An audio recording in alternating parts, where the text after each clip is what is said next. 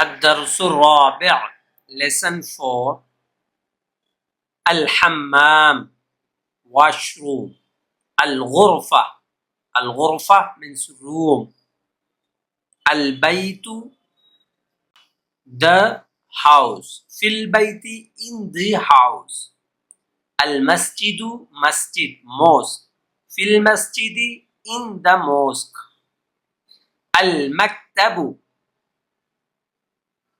bench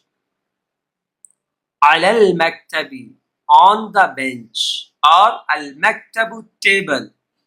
على المكتب on the table السرير bed على السرير